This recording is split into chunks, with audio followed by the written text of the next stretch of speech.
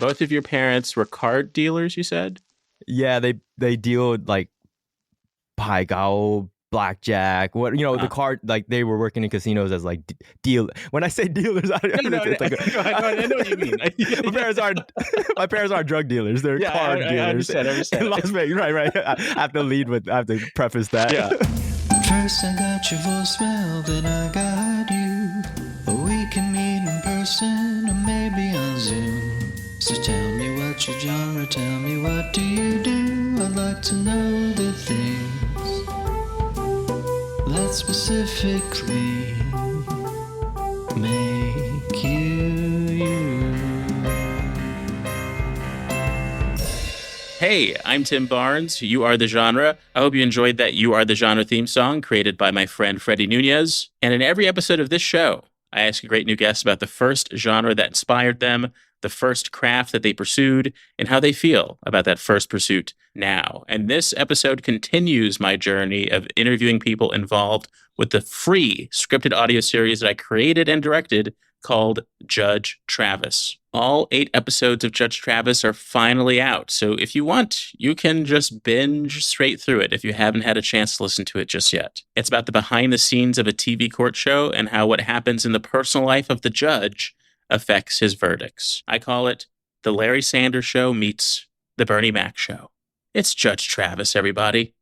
This episode features my conversation with Kev Luu, aka Kev Luu, aka Kev Luu in the Stew, who made all of the original music in Judge Travis. I highly recommend that you check out the Instagram page for Judge Travis. It's called The Judge Travis, because if you scroll through it, you'll find some explainer videos from Kev Luu about his thought process and technique when it came to making some of the music for the show. He created the main theme for Judge Travis. He created the court show theme for Judge Travis. And in one of the episodes written by Rebecca O'Neill, he created multiple songs that were part of the court case that was the center of that piece. And yes, I know that I took an unscheduled break in You Are the Genre releases last week.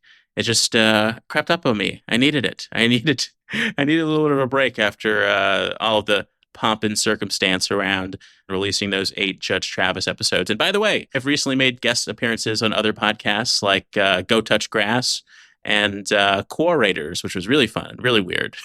Diving into Quora posts on that show. That was a really fun time. It's a really unique process when you book, record, and edit your own podcast. So for some reason in my head, this was one of the first ones that I recorded. I feel like I was a little rusty when it came to interviewing people. So it had this weird space in my head. It was like, oh man, what's it going to be like when I start editing this one? But as I did, I realized that was all in my head. And that happens sometimes when you're doing all those elements of your own show.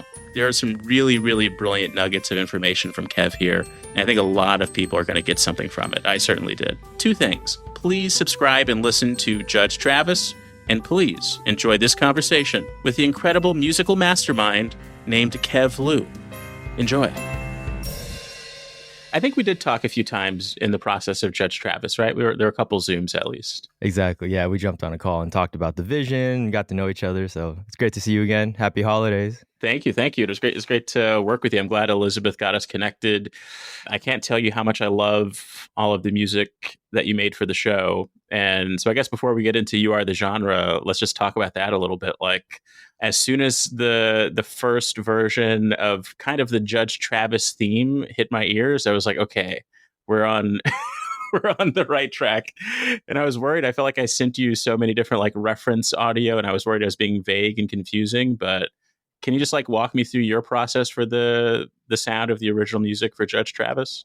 Absolutely. And thank you again for allowing me to be a part of that project. And yeah, shout out to Elizabeth at Ninth Planet Audio for connecting us and really being a great supporter of myself and of the project. And it was so fun. I love the references you sent. I thought it was so inspiring to hear all this like kind of throwback music, like a lot of soul music. And it was really fun to kind of dive into that and try as a producer engineer to try to capture that aesthetic and that sound from that era. Because as we know, that time period was so iconic and how they made the music. They had such great spaces and musicians in a room to capture that magic. To try to recreate that was really fun. And yeah, it was really cool. Yeah, it's insane to know that, what you just described, so many, sessions, musicians and things. And then with the brilliant audio that you sent, to know that it's just one guy. It's just you Yeah, yeah, laying at yeah. In laying this down little all these room tracks. in Los Angeles. Yeah, but it was fun. It was a lot of fun. I had a great time. Awesome, awesome. And yeah, I think the part of like the old school nature of it is that like a big influence on Judge Travis is a show like the Bernie Mac show. And as like crass and over the top that the Judge Travis character is, he is just sort of like an old school Kings of Comedy kind of black person. And so I think like the track that you have that kicks off most of the episodes when the narrator's talking about the behind the scenes audio, it really gets you into the psyche where you feel like you're smoking a cigar, you feel like you're drinking some whiskey, and you're just gonna get into some weird, dark, funny stuff. Yeah, So it's great. yeah. And on occasion, I'll love a whiskey, and I've smoked a cigar or two in my days. So I'm glad that I was able to channel that, and the music comes through that way. It's cool. What is the wide variety of like things that come your way? Because I follow you on social media, and I know that it's like some days you're a wedding DJ, sometimes you're making original music for a scripted audio series like this one. What's the scope of all the things that you do in terms of music? The scope is wide, and whatever comes across it, typically, right, when you're starting your career, it's like, well, whatever has a budget or passion, right? I think there's that happy medium of time, but also, we have to pay bills and whatnot. But I think it has a big range. Like you said, I DJ a lot of weddings. I do a lot of mobile DJ stuff. Corporate parties and events are happening a lot right now. We're in December of 25. So we're coming into the holidays and the end of years. So doing a lot of that, coming out of a busy wedding season. So that is a great opportunity for me to provide a service with music and audio and utilizing microphones for important moments like a ceremony at a wedding and speeches at a wedding is a lot of fun. But also in the studio, I'm working with a lot of independent artists, co-writing, producing songs, recording a lot of vocals and doing a lot of vocal production, but also scoring music for a scripted podcast like Judge Travis and working with you and Ben and Elizabeth and everyone that was so great to work with on this project. So yeah, it's really whatever comes across that. Yeah, it just has I have to connect with the story, right? Connect with the team and the people that we're all working with and have that camaraderie and teamwork. So this project was really great to work on. And everything that you're saying ties into what You Are the Genre is all about. Because in a similar way, I feel like every comedian these days, every artist is doing so many different things. And sometimes it's a struggle to find the through line between all of that. So when the average person walks up to you at a party, what is it that you say that you do? Like to lead with that I'm a musician. I think Huh. that's kind of the premise of it all. Yes, the technology side comes into play when I start talking about production and engineering and the DJ side. But at the core of it, I like to lead with I'm a musician. Grew up playing guitar. My dad is a singer. He wasn't a professional singer, but he loved music. So growing up, I would hear music around the house a lot. I grew up in karaoke bars at a young age, falling asleep on the couch and whatnot while my parents would sing karaoke, and was probably out way too late for a young kid to be, but that's okay. Cause I think through osmosis, I just loved music, right? Hearing my dad singing so much. And growing up, my dad wanted to play guitar, but growing up, my grandpa wouldn't let him play. Okay. I think there was like a stigma behind being like a starving artist or like begging for money on the streets, playing guitar, that kind of stuff, right? That they frowned upon in that generation. So growing up, my dad was like, "Hey, do you want to learn to play guitar?" And I was like, "Sure." And then luckily growing up in Las Vegas, we had music programs in our public school system. So I was able to learn through that. And then I went to like a music college and everything. So it's always been a part of my life as a musician. And then once I'm a millennial, so there was a time in my life where there was no computers in the house, right? The young people are Yeah. like, real what? Like no screens? Like Or there what may did you have been guys? one computer. That's what's crazy to think about. There's a time where maybe there was one communal computer, and the first time you decide to experiment on that thing, it's like a heist movie. It's Exactly. Exactly. And you know, that was the turning point in my life when we got that one computer in the house, and I was able to, not that I'm condoning or like cracking software, right? But we all had this like cracked version of Fruity Loops at the time. Now it's called FL Studio and whatnot. But we all had this cracked version of this audio software and learned to make some beats, and had some friends who were singers and rappers. So we just made music, and then one thing led to another, and now I'm doing it professionally. So yeah, but to circle back to your question, when I'm at a party or a networking mixer or whatnot, I like to lead with I'm a musician, but I also produce music, I write music, and I DJ. So many genres, to your point. Yeah, you threw in a lot of interesting gems there, and I feel like it's a great opening to an autobiography or even like a Jay-Z style rap lyric. I grew up in karaoke bars, Yeah. like, and you grew up in Las Vegas. I don't meet many people who have that. I grew up in Las Vegas. What is it like to grow up in that city? I think it's a very interesting city to grow up in. I didn't know until I left Las Vegas that other cities don't have slot machines in the airport, grocery stores, a 7-Eleven. Like, wait, you can't just like gamble like all hours of the day. Like, what is this last call thing? Like, your Yeah. liquor store's closed. You can't buy a bottle at the grocery. Like, these things are just so normalized in Las Vegas, right? Yeah. And so that was a kind of a culture shock once I was able to leave Las Vegas, whether for college or I currently live in Los Angeles. So things like that were a bit different. But, I love Las Vegas for the opportunities it gave my family. My parents worked in the casino industry, and them being immigrants in America and just trying to find work and opportunities. They're card dealers. And I was born in Reno, so they started working in casinos in Reno. And then in the late 80s, early 90s, when Vegas was booming, right? We're talking like the Treasure Island, Mirage, like the Bellagio, when those casinos were just opening, my parents were like part of that, the flock of people coming into the city looking for jobs. And we moved to Las Vegas when I was like a year old, and my parents worked in the casinos, and they made a decent living, enough to support my brother and I growing up. I was able to, take guitar lessons, and we were able to afford instruments and things like that, right?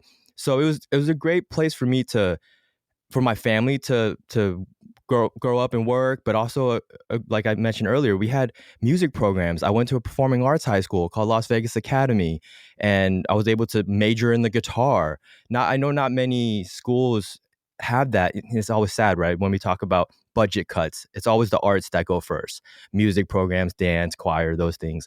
So luckily I was able to grow up in a community that supported that and nurtured it as well. Awesome.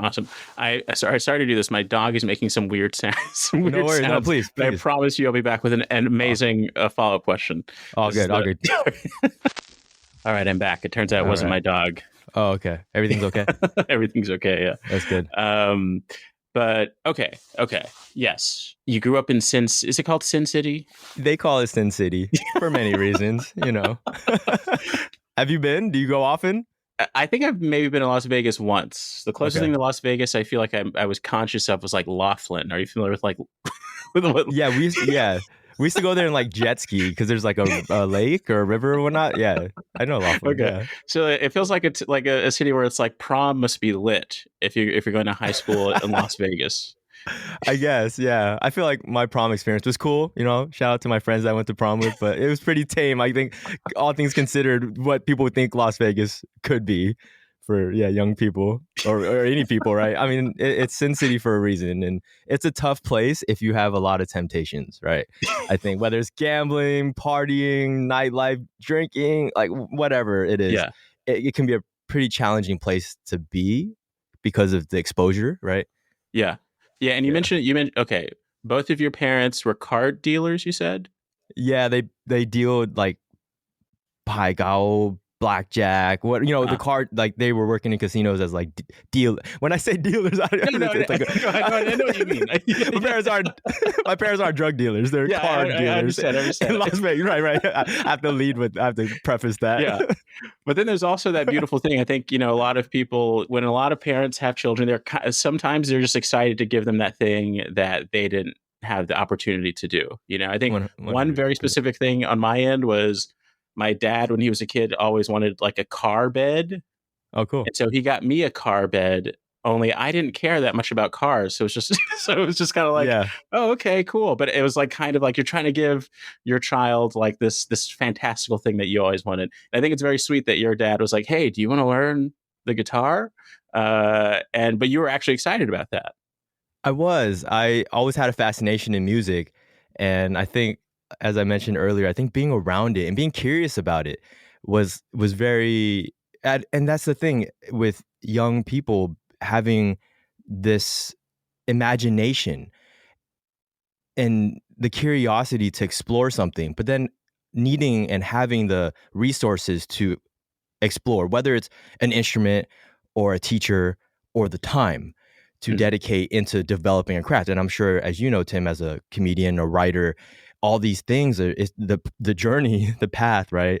It can it waves ups and downs, and it requires so much time Yeah, and passion as well, right? So I think I'm just so grateful. I can't give enough love and credit to my parents for allowing me to have the support, but also the resources and you know, kind of pat on my own back to you make the time to Mhm. develop these skills and to go after the things and to persevere and not to get all like emo about this, but like the ups and downs of the industry and there were many times that I've wanted to bail or quit or do something else because it would have been an easier route. But to know the sacrifice that my family and myself have gone through to get to this point, it's like, hey, Nipsey Hussle, the great late Nipsey Hussle says, there's a quote, we're closer to where we want to be than to turn around and start over.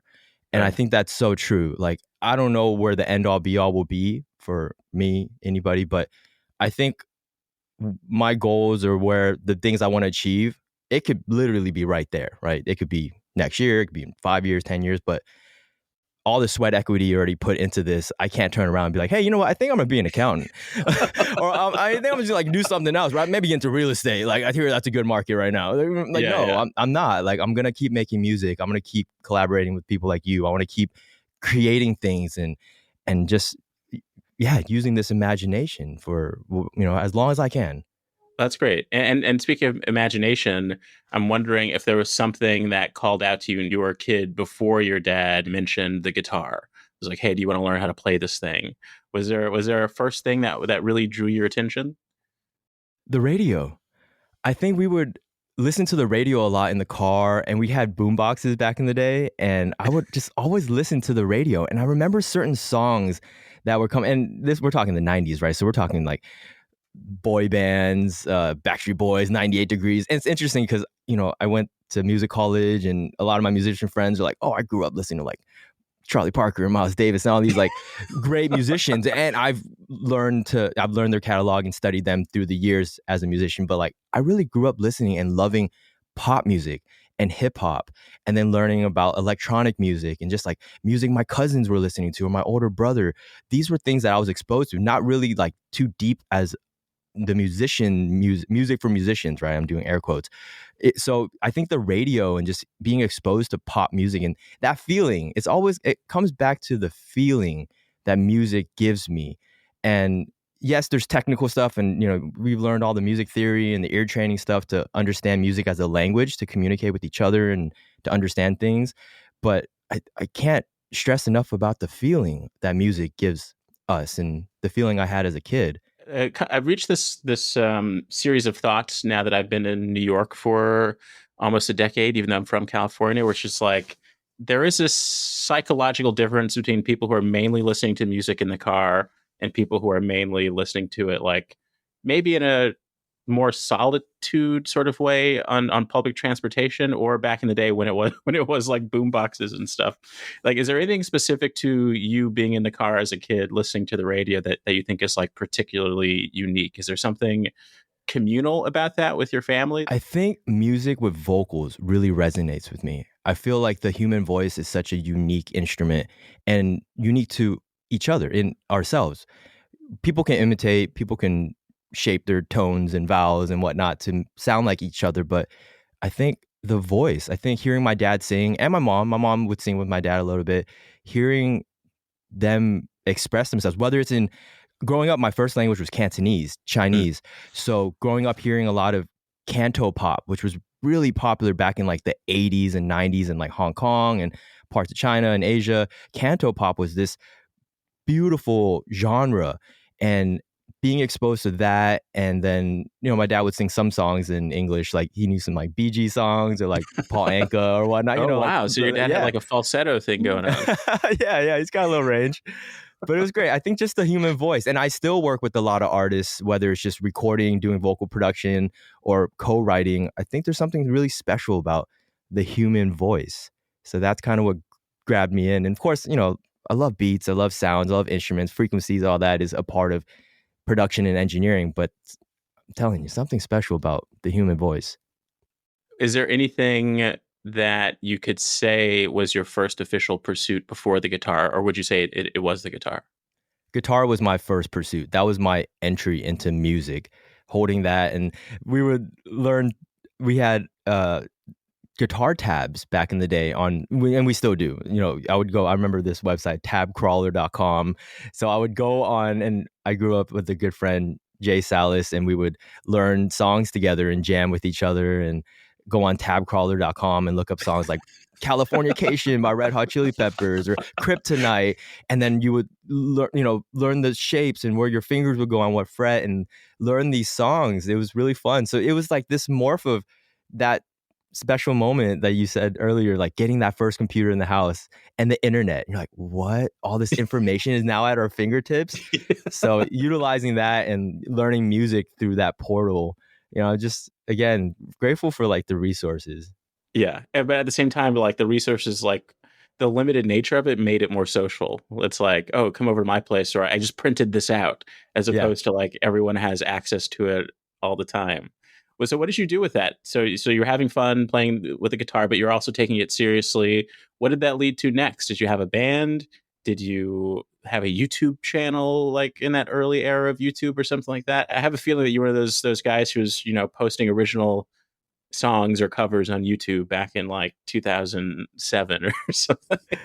We definitely were a part of that YouTube, the boom, right, of like YouTube and independent artists posting content. And I wasn't as consistent as some friends were, I think, but we definitely had a band. We had a band called Down Sahara back in high school. Shout out Down Sahara. So Sahara was a street in Vegas. So we would live on like the west side of Sahara, and then my friend was playing in a church, and he had a space on the east side of Sahara. So we would go down Sahara and rehearse in his like church space. So that was ended up being our band name. So that I'm was sure cool. I think you had a great MySpace page, I'm sure. Yeah. yeah. We had a couple of songs. I think there were more covers, but it was fun. It was just like you said, communal, and not to like, oh, back in my day, be that old guy, but nowadays with like, there's so many possibilities and options and things to distract us, and I think the biggest currency, I'm stealing this from somewhere. The biggest currency is attention. We're all competing for attention right now, right? Whether it's Yeah. with our content, with our podcast, with our music. It's all about attention. And now there's so much content and just resource. And I'm sure the older generation above us felt the same way, right? When they got TVs, when whatever the case, right? When they got color TVs and stuff. Yeah. not that far back, but I think it's all about what we focus on, and I'm just so grateful I had that outlet for me to put my time into learning a skill that I'm still using and building to this day. I feel like bands in high school are always this beautiful, strange, and then ultimately, sometimes, it doesn't end so well, or, it's lessons learned. What do you think were the ultimate lessons learned from that first band? Discipline. I think rehearsing, and these are still lessons and things I take on with me today, and the bands that I play with or gigs that I prepare for, collaborate with certain artists, whatnot. It's about the discipline it takes to really show up, learn the songs, be on time, what it means to be a professional, those types of things, right? And I think art has this thing where, yes, art and music is fun, and it should be fun. I think it should come from that enjoyment and that passion. But at some level, it is work. And I take it seriously, right? Like, people clock in they go to an office, they put in their 8-9 hours a day, they go home, they get a paycheck. For me, I'm very lucky that I get to work in something that I'm passionate at. So I'm gonna take it very seriously and not slack off. I'm gonna prepare for my gigs, and these things were all lessons I learned early on, whether it's in playing in band or at the performing arts high school. We had recitals, we had, we had to dress up and go to certain concerts or theaters and compete in all state competitions. These types of things were very, very, in some ways, academic and rigid in ways, but those skill sets translated to real life. What was it like by the time you graduated high school? That feels like an interesting moment because of what you described about your father's early interest in music and how against that his father was. Was the plan for you to take official college music courses? Right after high school, I went to UNLV for 1 year, and University of Nevada, Las Vegas. It's the university in Vegas that I went there for 1 year. I majored in music composition, and there was like a little minor in recording. All love to UNLV and their music program. It's definitely more classical and jazz based, which a lot of music programs in higher education is focused around. After that year, I transferred to Berklee College of Music in Boston, and I majored in music production and engineering, and did a double major in electronic production design. It's a mouthful, but it's like, so I knew that I this is the common thread between this whole conversation, was that moment we got that computer in the house. I was like, I knew this was the future, and I knew that I needed to understand technology to a certain extent, and also wanted to utilize that musicality with technology. So going into Berklee College of Music, I already knew I was going to major in production engineering. I wanted to learn everything about recording studios, and there was a very special moment. I've shared this story in the past, but I'd love to share it again. Do you remember the group Linkin Park when they Yeah. collaborated with Jay-Z on a Yeah, project yeah, called Collision Course? yeah. So there was this like dual pack, like a CD and a DVD thing, right? Shout out DVDs. I watched the DVD, and there was a moment in that DVD where they're recording Jay-Z in a studio. It was like Mike Shinoda and the late Chester and the whole band, and I was amazed. I'm like, what is that? Like, what are all those knobs? Like, what software is on that computer? Like, what is that microphone that Jay-Z's rapping into? And in that moment, I credit as when that switch turned on. I'm like, that's what I want to Yeah. do. I want to be in a recording studio. I want to produce music. I want to record music. I want to do what they're doing. That magic that is happening, I want to create and be around that magic. So going into Berklee College of Music, a couple years out of high school, I knew I wanted to major in that. But to circle back to your question, is like, as far as my parents, and I think they were really taken aback and shocked that they were like, oh, he's really serious about this. Like he really wants to keep doing this. And obviously, like any parents, they're like, well, are you going to be able to make money? Like, how's this work? Because they're not in the music business, right? There's no nepotism here, right? Like, it's not like my parents knew someone who was like, hey, give my son an internship. It was nothing like that. My parents didn't even understand the business or like how these things work. They really just really trusted me based off of my passion, but also kind of my stubbornness to not want to do anything else, right? My parents were sure, I'm sure they were like, hey, Kevin got good grades in school, like he's smart, he works hard, he's a nice guy, like I'm sure he could do something else, but I didn't want to. And I really only wanted to do music. And eventually they're like, all right, well, if you really want to do this and you have put the work into getting into Berklee and these things, we'll find a way to support you. And through the ups and downs, not to get into this like, crazy. So I started college in 2008. Berklee. I started Berklee in 2008. And if you recall, 2008 was like the moment of like a recession, right? And Yes. in Las Vegas, Oh, Las man. Vegas got hit so hard during this recession. And, truthfully, on a kind of a personal note, like my family was really impacted by this recession. We had to like foreclose homes and investment properties and whatnot, right? It's just like the market just went upside down. So it was a really tough time financially for my family. But I just started Berkeley, and I remember coming home for like winter break, and I was having like lunch with my mom, and she was like telling me what's going on.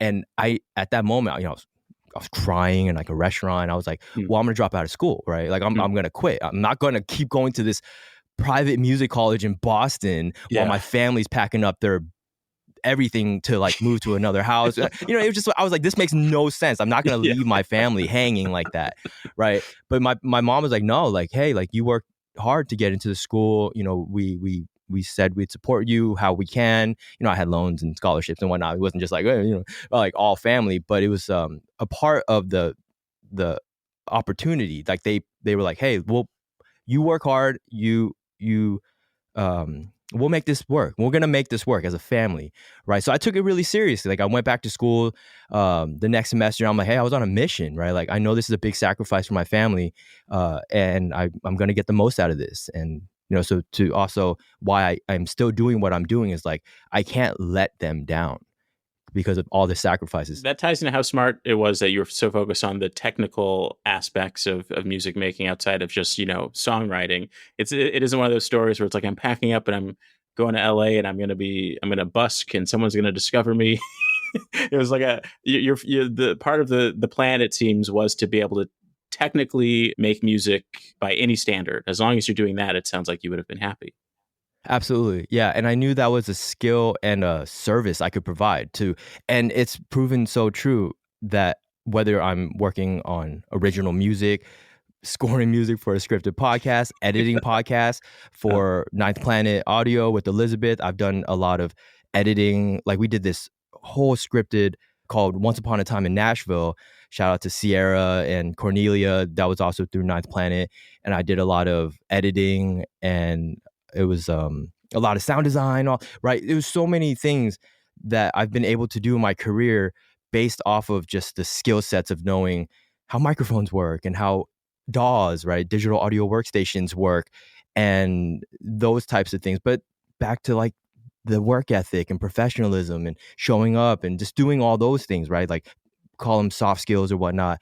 It all plays into the how we just keep going, right? How we keep working. Yeah, yeah. I mean, is there anything that you could say would have been? I'm trying to figure out, what your answer to the last question of the of the show would be, which is, how do you feel about that first pursuit now? The first pursuit technically was specifically the guitar, but when you think back on that, what comes to mind? Do you feel like it all panned out? I think it's panning out. I don't want to have like regrets. I mean, I think if we peel this back, I'm sure there's always decisions or things that could have been, you know, done differently or timing. I think there's timing is the thing. Oh man, like there's no what is timing, right? What is the right time? I thought I would have done these XYZ 1, 2, 3, checked off these boxes by this age, and that didn't happen for me, to be very honest, right? I think those expectations possibly led to some disappointments, possibly led to certain changes of courses, right? Like I moved to Los Angeles in 2019. I was like 31 years old or something like that, right? I was like, who does that, right? Who leaves their hometown and moves to like, so there's just moments in my life in hindsight that I was like, all right, I need a change. I need to do something else.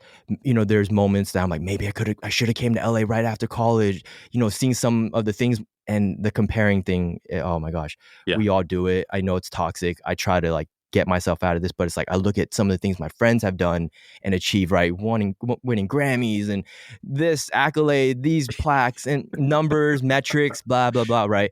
So yeah, maybe if I came to LA after school, I would be where they are. But I don't take anything back on my journey, right? I'm glad I got to go back to Las Vegas. I'm glad I worked at this studio called the Studio at the Palms for 5 years with Zoe Thrall and had those experiences like working in a commercial recording studio and seeing how the business works, and then mm, coming out to LA, having some connections and experience and doing all these different projects. And I this is also something, like, not to be too preachy about it, but it's like, I want to encourage young people to like to go for it.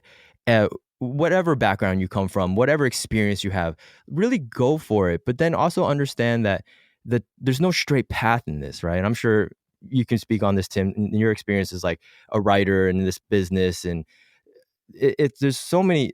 They say that the highs are high and the lows are The frequent. lows are, oh my God. Yeah. The lows get low and are very frequent. Yeah. They're the lows are low, right? It really eats us, because we're creative, artistic people and emotional. And I speak for myself. There's like this imposter syndrome in our minds, and sometimes we can be insecure about what we're doing and like, do I belong in this room? Do I deserve to be in this room? What do I do? Can I do this? Right? But I think we have to push through those negative thoughts and just keep going and really just figure it out. I think figuring it out, and in the end it'll all work out one way or another.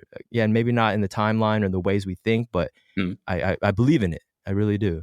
Yeah, that thing about timing, or I spend so much time just being mad about massive events, like similar to the Great Recession in 2008, that which I feel like I'm so glad you brought that up because I feel like that's an example of one of the many things that like once culturally we kind of move past it, like no one really talks about it or do you feel that same like no one really specifically mentions that so much. It feels like for younger people, they know that it happened, but we never talk about it in like a matter of fact way. Like I never talk about how like intense it was. Yeah, I graduated high school in 2007, so like that's you're out of the nest, but everyone is struggling. Yeah. And there are so many layers of emotion that you're trying to navigate at that time. And so I think that it's very beautiful that your parents stayed excited about your career, as scary as my son is going to a private college to, to study music. I imagine that must have felt, and I hope that there's a great deal of pride on that side at this point. I'm sure that there is. 100%. I think those are moments that, and we can talk about the pandemic too, right? Like, I mean, we came out of this global pandemic, whether it's these global moments that really affected, us personally as our families, but also the world. Yeah, I think sometimes people don't want to bring it up. I get it, right? Like, if we go far back enough, it's like my parents are refugees out of the Vietnam War. So my mom is, a little family background history, is like my mom is what's called a boat person. So my mom and my uncle, my mom was 16. I think my uncle was even younger, like 14. They got on a boat in Vietnam and escaped, went into an ocean and for like a week, and then ended up in Indonesia and ended up in a refugee camp for months before my aunt was able to sponsor them to come to America. So this whole journey of like being a boat person, escaping Vietnam after the war, Yeah. it's a part of my family's story. And I know I've asked a lot of questions, and my mom and some of my aunts and uncles are more open about sharing it. But I know some families are very still, Yeah. like it's a hard thing to talk about, right? And to Yeah. relive. It's traumatizing. It really is. So whether it's that experience, leaving your country, coming to another country where you don't know the language, have no money, no nothing, starting over, or an '08 recession that forces you to foreclose your home, or a global pandemic where, not to get deep into this game, but like, there was like the whole like Stop Asian Hate movement, Oh and yeah. there's like elders getting assaulted and abused, and some dying. This Thai grandpa named Vichar Ratanapakdee got pushed down in the Bay Area, and he died. He died from that. And I was a part of these movements in Southern California to bring awareness and to fight back. And I'm a part of this nonprofit called Seniors Fight Back, where we teach self-defense to Oh, that's seniors. great. Yeah. And it's a crazy service to think about that came out of this global pandemic, but it's a beautiful thing, and it's a beautiful community, and we're all volunteers, and we go and just teach and help a community learn self-defense. And we give them pepper spray and these little alarms that if they pull, it makes loud noises, and just teaching these elders to like not always be on their phone, or to like look around, situational aware. And we're not trying to teach them to like do backflips, right? We're more teaching them to like just be more aware of their environments and like use their voice if they feel threatened or whatnot, to like say stop, or whatever the case. Yeah. And so these moments are very tough, and it hurts us to the core. But I think there's beauty in all that, right? Where chaos, there's opportunities, and where there's heartbreak, there's art. And I think art can come in the shape of a song, a script, a movie, but also just how we show up as a community. I find that to be very artistic, and I'm so grateful that I am self-aware in some ways of like where I'm where I'm where I am, how I've gotten here, and what has helped me instill the values that I have. That's wonderful, and I think like you bring up the term elder. I think ties into a lot of what this discussion is about. You know, with me talking to you, but also talking about this Judge Travis project because um, Judge Travis as a project itself is one thing. It's like I pitched it, and I pitched so many things. This is one of the things that I pitched that I forgot about. Then it kind of popped back up. The pitch was basically it would be great to explore the personal life of a TV judge and how that affects his verdicts. And then that kind of popped back up to me. It's like, oh, write a pilot. And as I was writing the pilot, I was like, okay, what is it about TV judges? I tend, like the Judge Mathises of the world, the Judge Judys. Why is it always playing at the laundromat? Why do we love these older? And then the actual character himself became more of my grandfather. And then the sort of producer character that he's like clashing against all the time was a little bit of a proxy of myself. And my grandpa, I lived with him for like 6 months when I got my first TV writing job. But all this, I'm saying, like in hindsight, in the writing phase, it was like near his decline, and so somehow like the pre-morning period influenced the show, and throughout everything that's happened leading up to it finally coming out in February, he's no longer here. And so a part of why I'm so excited about Judge Travis is because like this is the first thing that I feel like captured a voice that I felt personally was floundering a bit. Like I had written for so much of writing for different TV shows is writing for other people's voices, and this is one of the first things I've made where it's like not only is it my personal sensibilities, but I also had a writer's room. I was also working with people like you, so it feels like this great sort of collective thing. So that kind of thing is on my mind right now. And you talking about how a lot of older people who go through trauma don't want to talk about it, but I find that the moments when they do, and it's always a surprise moment. It's always during the lull that you'd least expect. You get this little nugget. Does that happen to you as well? Where it's like it's never when you outright ask. It's always when like during a commercial break on a TV Drop some show. gem, yeah. Yeah. It's I kind of like it for that reason though. Like you can't really force that information out. It comes out like, and I always wonder like what is the chemistry that makes it finally come out at that moment. Yeah, and that's beautiful. Thank you for sharing that about your grandpa and the influence of Joe Chavez. I am curious as we were working on the show, and I'm like, oh, this is hilarious. Like, how does Tim think of these things? And it's just so cool to see that world being built, and then to hear the voiceover artist. And oh my gosh, it was just a fun project. So to know that your grandpa, and sorry for your loss, and I think to honor him and for him to live through those characters, and it's beautiful. That's really beautiful. To answer your question, I don't know how to.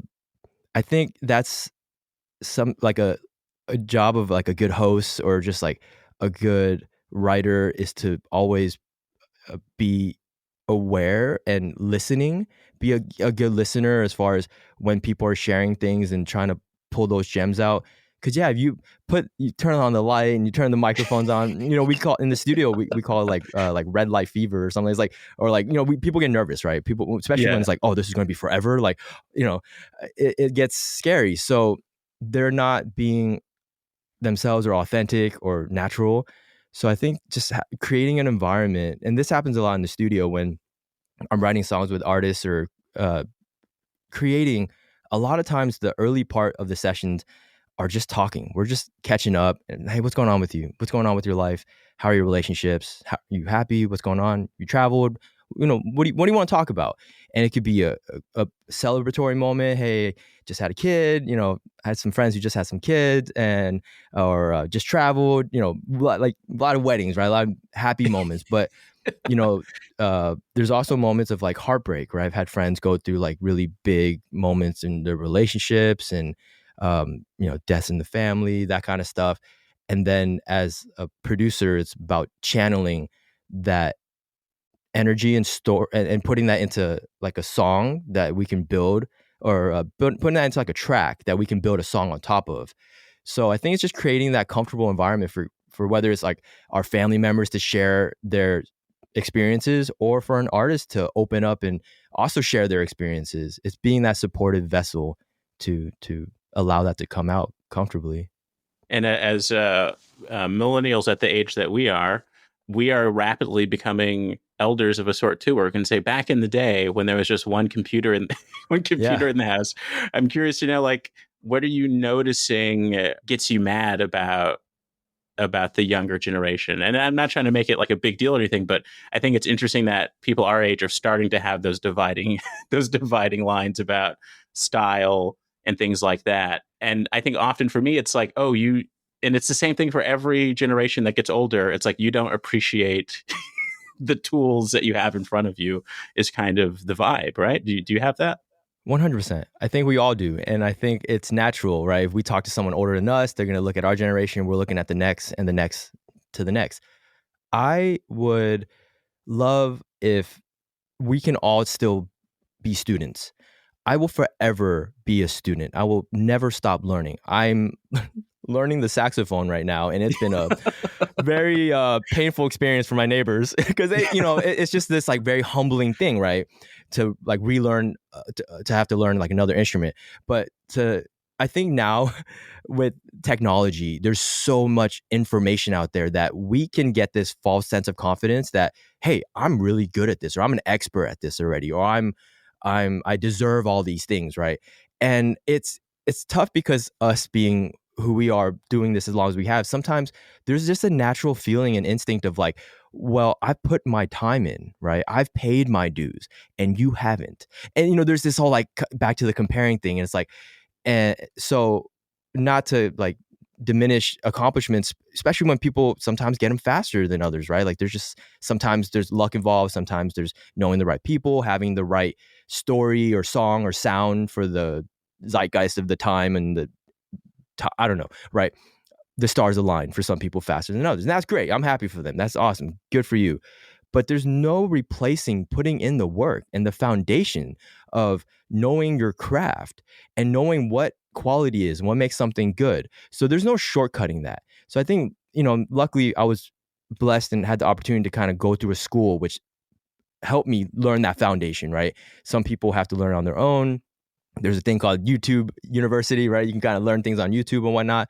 So, but yeah, I think it's really just never stop being that student and just continuing to learn the foundations of it all, whether it's writing, producing, engineering, playing an instrument, songwriting, like really take the craft seriously.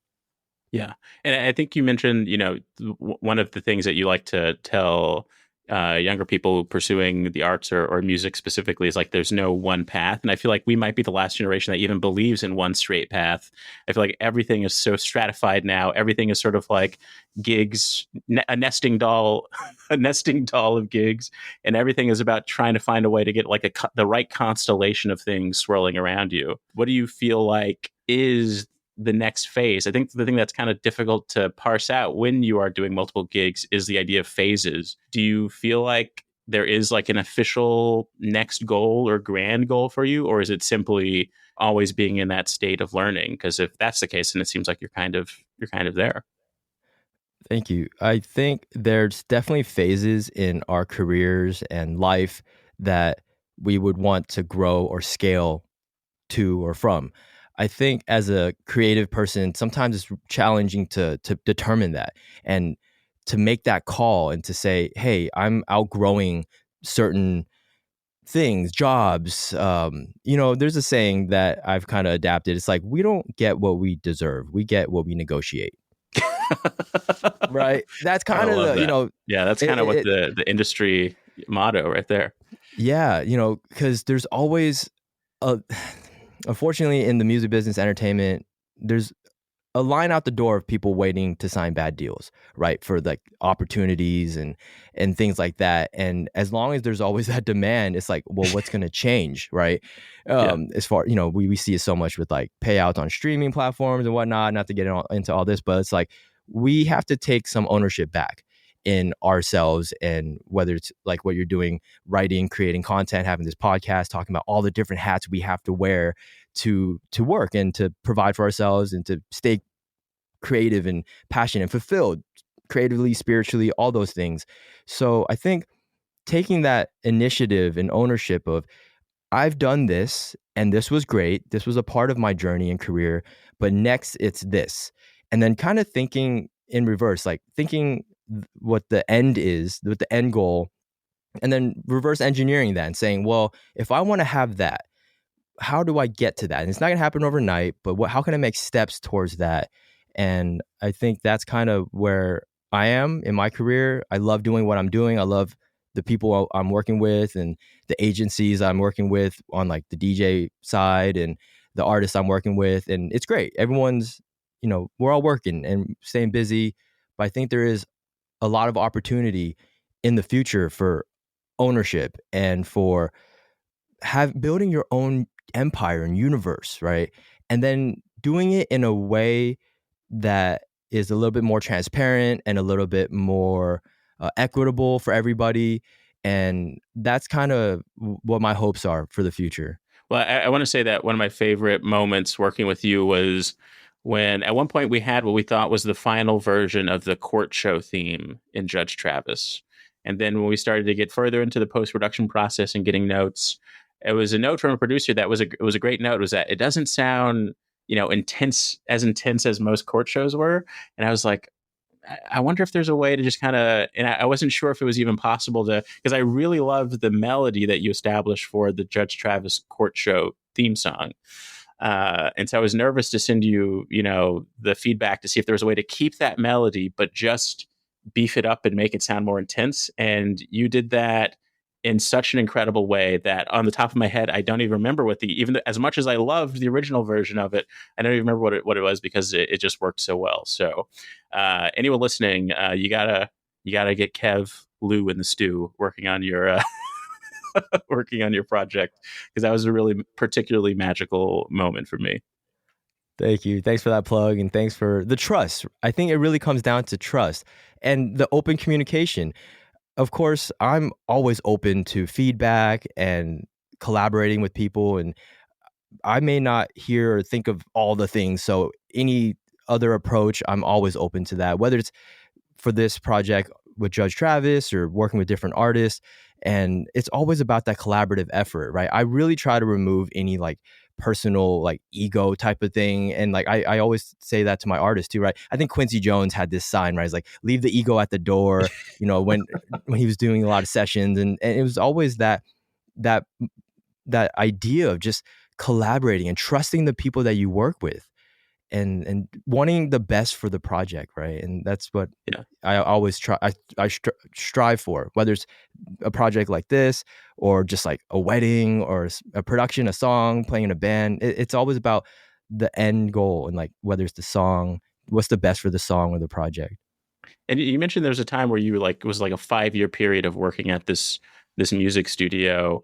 That's such an interesting state to meet an artist in. And what do you think are like the key takeaways from that? Of like, you know, there's the person that you present to the world that you call that the ego. But then when it comes to like being in a recording booth surrounded by glass and and it seems like that's like you kind of have to enter this sort of like intimate state. What did you learn about artists dealing with them in that way, or the ego itself? Because in a way, that's what a show like Judge Travis is all about too. It's just like this clash of like ego and the smaller thing inside of the ego, whatever that is. I don't know the technical term.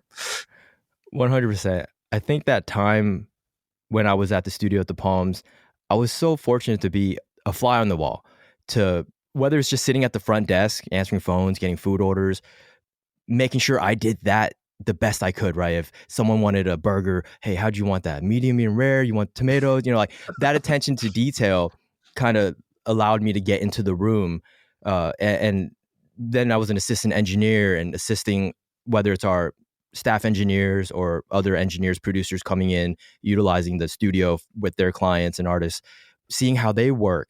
And just going back to that, being a student, really learning and absorbing all the different techniques and the way they communicate with their artists, or how not to communicate with certain artists, right? What triggers certain artists to maybe feel insecure, or how they were able to bring out the best performance, different techniques, whether it's like when we're recording vocals, having a printed out lyric sheet and checking off boxes of like, oh, take one was good for this line, take two was good on that line, or just comping in the DAW and flying things around as they go. There's different processes that I was able to see, and as an assistant, and being the fly on the wall.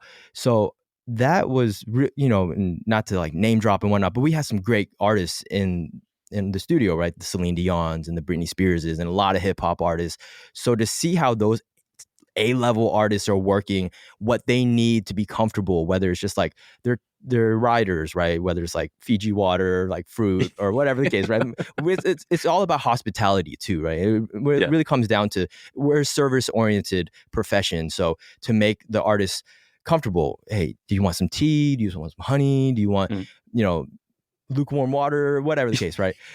All the things that make them comfortable, so then they could perform at their best. So ultimately we make a great product, which is whether it's a song or something. So it's about just that really like genuine hospitality that I took away. It's also Vegas, right? Like, we're home of hospitality, all these hotels and everything. So having that experience in that space, in that city, it taught me so much about how to be supportive and like, just to remove the whole ego about it, and come at a place of service and to give.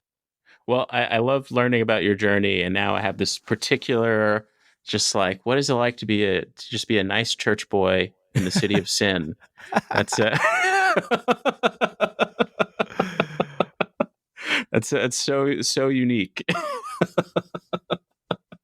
It really is. I feel like I got lucky. I got really fortunate. Had good family, very supportive, loving family.